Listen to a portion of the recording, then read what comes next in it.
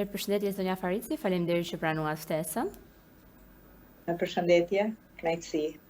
Atëherë reforma territoriale është shitur si sukses, por sot flitet për periferi më të mëdha.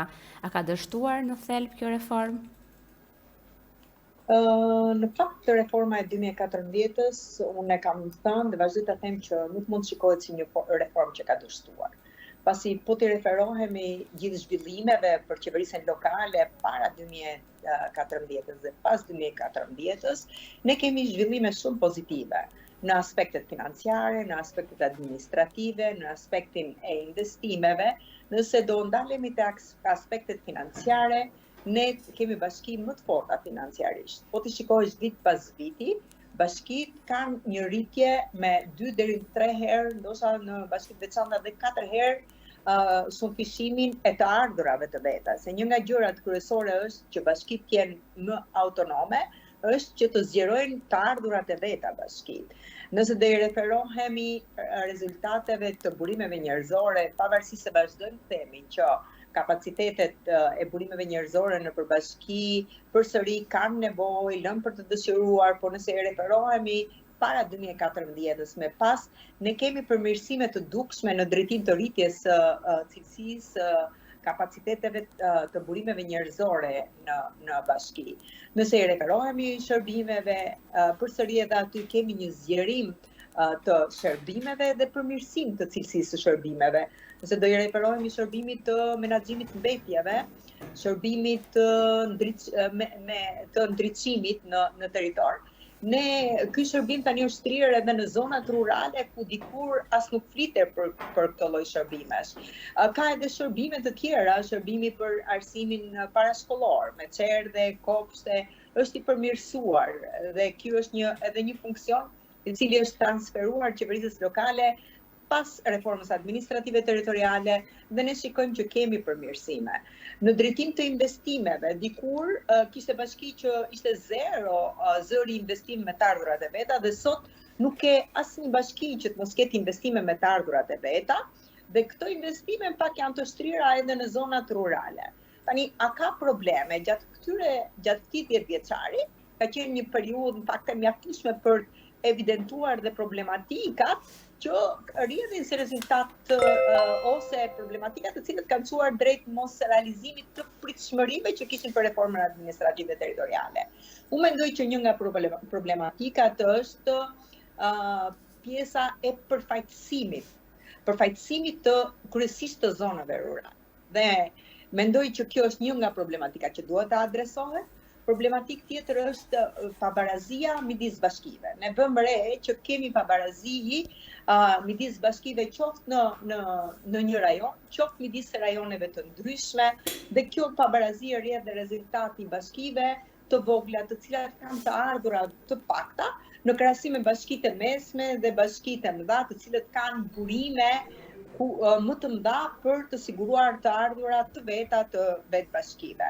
Kështu që unë mendoj që nevoja për një reformë të re administrative territoriale është rezultat edhe i adresimit të këtyre problematikave. E para adresimi i problematikës së politike përfaqësimit politik edhe të zonave rurale, të gjithë territorit, jo vetëm të përqendruar në zonat urbane, që në disa bashki fakt e kemi, por në disa bashki është e përqendruar në zonat urbane.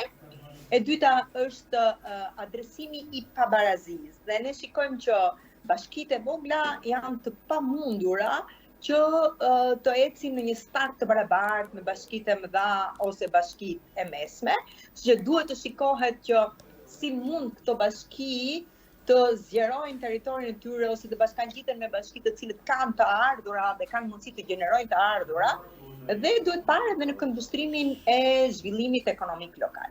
Pra ne duhet të shikojmë që bashkitë të jenë të tilla që të kenë zona dhe të kenë mundësi dhe burime që të gjenerojnë zhvillim ekonomik lokal.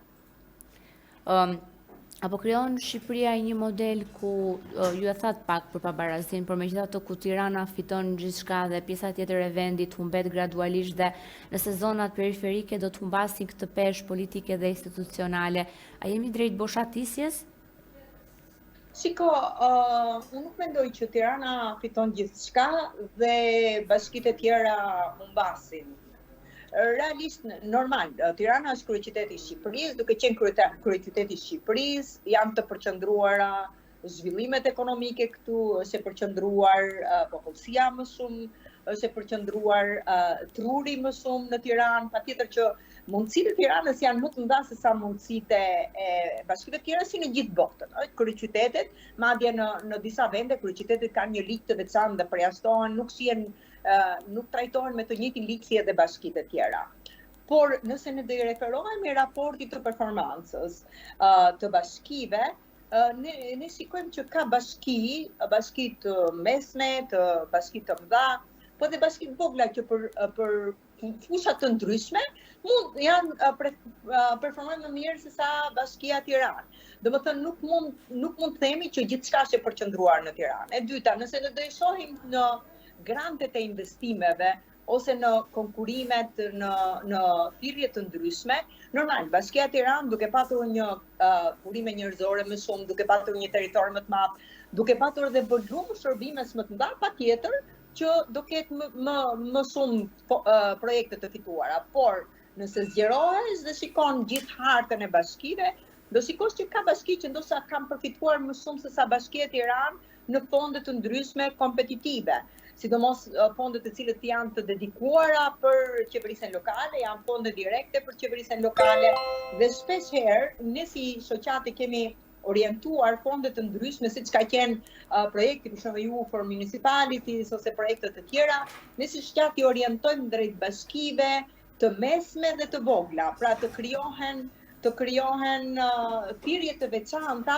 për bashki me specifika të veçanta, pasi duhet të krijojmë mundësi edhe bashkive që janë të vogla dhe të mesme të mund të përfitojnë dhe të rrisin kapacitetet të tyre në mënyrë që të konkurrojnë pastaj në mënyrë të barabartë. Pra, në këndvështrimin tim, në këndvështrimin dhe referuar edhe raporteve të ndryshme, nuk është çdo gjë e përqendruar tek Bashkia e Tiranës. Normal që buxheti i Bashkisë Tiranë është gati sa 50% i buxhetit të bashkive tjera, po kjo vjen rezultat i madhësisë së Bashkisë Tiranë, i bizneseve që operojnë në Bashkinë Tiranë, pra janë elementë të tjerë ose i formulës së grantit të pakustëzuar, domethënë janë elementë të tjerë që normal Bashkia e Tiranës ka buxhetin më të madh se sa bashkitë e tjera, por edhe volumi i shërbimeve dhe kërkesa për investime në Bashkinë Tiranë është më i madh se sa tek bashkitë e tjera. Nëse një zonë nuk sjell vota, rrezikon të mos marrë më investime? Nuk e shikoj në fakt këtë gjë.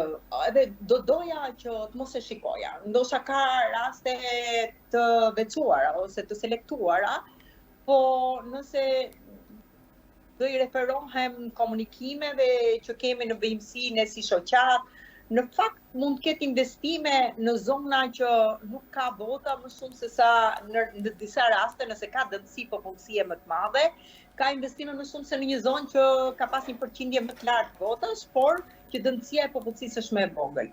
Ajo që kemi evidentuar ne deri tani është që investimet kanë qenë të orientuara kryesisht në zonat urbane dhe në zonat rurale ku dëmësia e popullsisë është më e madhe.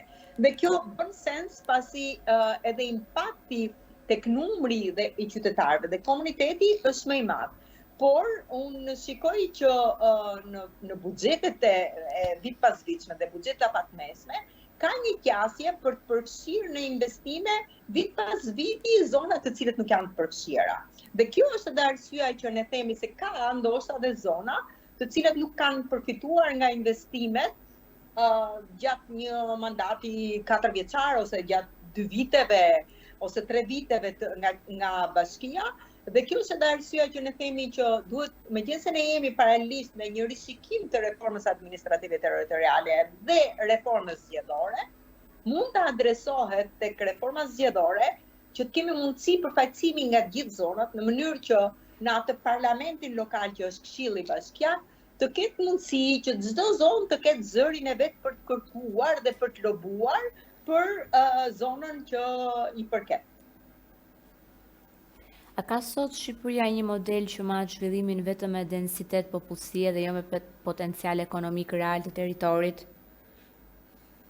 Nuk mendoj që zhvillimi ekonomik matet me deri tani të paktën nga gjithë raportet, nga gjithë studimet, kërkimet, projektet që operojnë, zhvillimi ekonomik nuk matet me densitetin e popullsisë. Dhe ne mund t'i referohemi këtu për shembull bashkisë Himar, e cila është një bashki që ka një densitet shumë të vogël, por është një ndër bashkitë që ka zhvillim ekonomik më të madh dhe kjo vjen rezultati të ardhurave të kësaj bashkie, i pozicionit gjeografik të kësaj bashkie.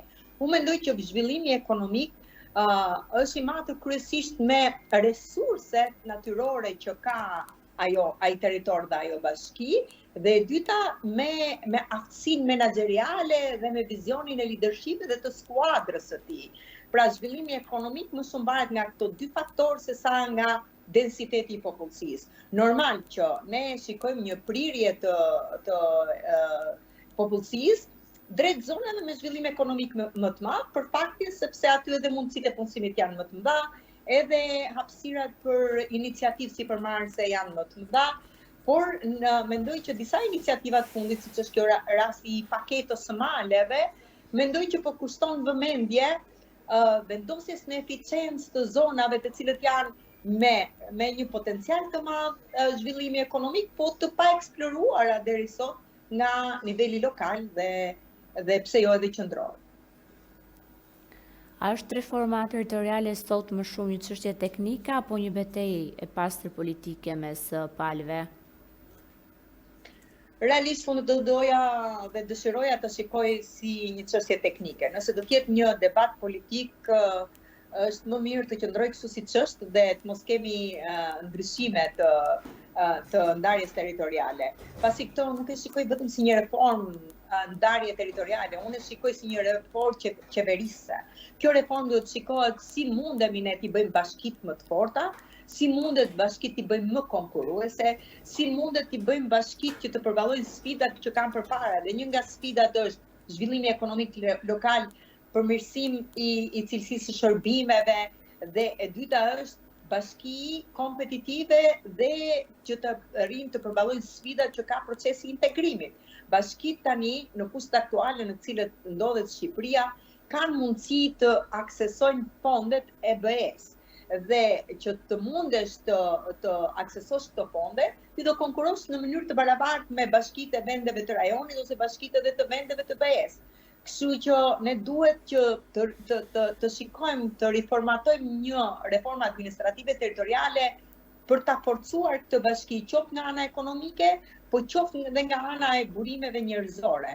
Nëse do arrijnë të adresojnë këtë gjë dhe nëse kjo do bëhet me një konsensus politik, sepse flasim në nivelin teknik dhe unë di shumë mirë që pranë grupit të reformës administrative territoriale e komisionit janë atachuar shumë ekspert lokal, ekspert të qeverisë lokale, ekspert juridik, ekspert për çështje të ndryshme të integrimit, dhe mendoj nëse grupet politike do të shikojnë mendimin e ekspertëve dhe do të adresojnë këto problematika dhe do kemi një vendimarrje të unifikuar, se pavarësisht mendimit të ekspertëve në fund fare vendimarrja është politike, mendoj që do kemi një zhvillim pozitiv dhe një adresim edhe të këtyre të problematikave.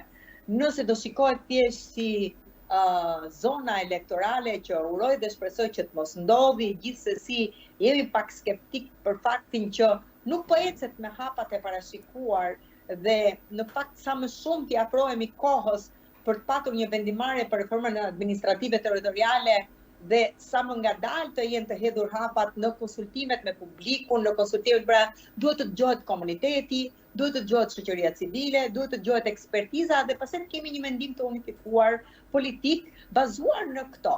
Shpresoj dhe uroj shumë që të ndodhi në këtë mënyrë. Nëse nuk do ndryshohet kursi, si do duket Shqipëria pas 10 apo 15 vitesh? Do jetë një vend me disa qytete të mbiengarkuara dhe një hinterland të braktisur?